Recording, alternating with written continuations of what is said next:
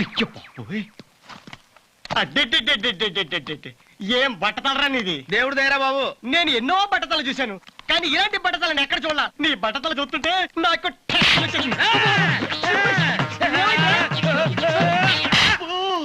ఇదేట్రా నీ దుంప దగ్గర అమ్మడు సినిమాలో సౌందర్యకి పోడుకో వచ్చినట్టు వచ్చిందట్రా. నేను సరదాకి ఇలా కొట్టా, నువ్వు ఇలా పిక్కేమిటి? అదేరా నా వీక్నెస్.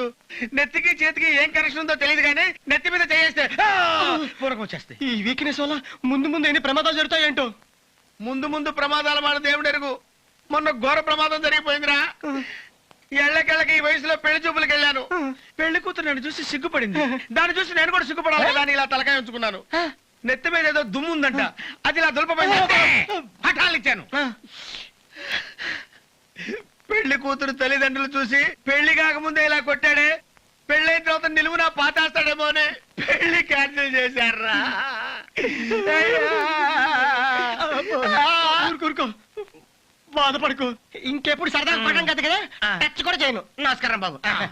సూర్యమూర్తి గారు వస్తున్నారు, కవరింగ్ జెనిఫర్. త్వరగా రండి చంద్రబాబు గారు, స్నానానికి నీళ్లు సలసల కూలింగ్ అయిపోతున్నాయి.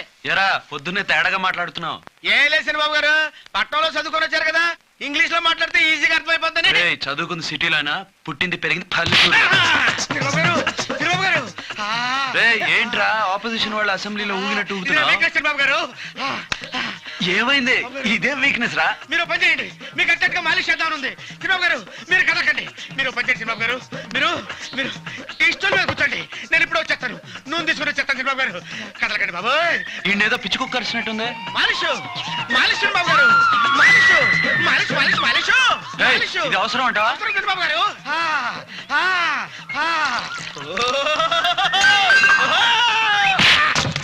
ఏంట్రా కొడతావా? కొట్టలేదు చంద్రబాబు గారు, మీ తల మీద మాలిష్ చేద్దామని. డప్పనక డప్పనక డప్పనక డప్పనక. అలాగే చంద్రబాబు గారు, తాళం సరిగ్గా పడుతుందో లేదో చూశాను. డప్పనక చూసారా చంద్రబాబు గారు? ఈ తొందరలో గౌరికి టీ టిఫిన్ ఇవ్వడం మర్చిపోయాను. టీ అంటే టిఫిన్ ఏంటి? టీ అంటే కుడితి, టిఫిన్ అంటే గట్టి. చంద్రబాబు గారు వస్తాను రండి. నూనెంతా కంట్లోకి వెళ్తుందిరా, నేను స్నానం చేస్తున్నా. రారా త్వరగా.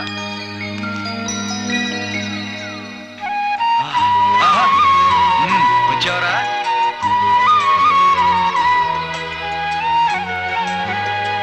రే కేశవ, నీ చేయబడినగానే మెదడు కాదురా, మనసు కూడా చల్లబడిపోయింది.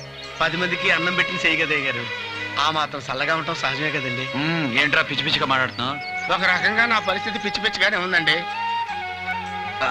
సర్లే గాని కాస్త ఇక్కడ పట్టు. అబ్బాబాబా శబాష్రా. ఇంకా పెడతానండి. చంపుతా, ఇప్పుడే కదా మొదలుపెట్టింది. రే కేశవ, ఈ విద్య ఎక్కడ నేర్చుకున్నావురా?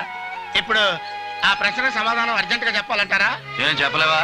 అయితే అన్నయ్య గారిని అడిగి చెప్తానులేండి. అన్నయ్యని అడిగి చెప్పడం ఏంట్రా? మరి మాలిష్ చేసేది అన్నయ్య గారే కదండి. అన్నయ్య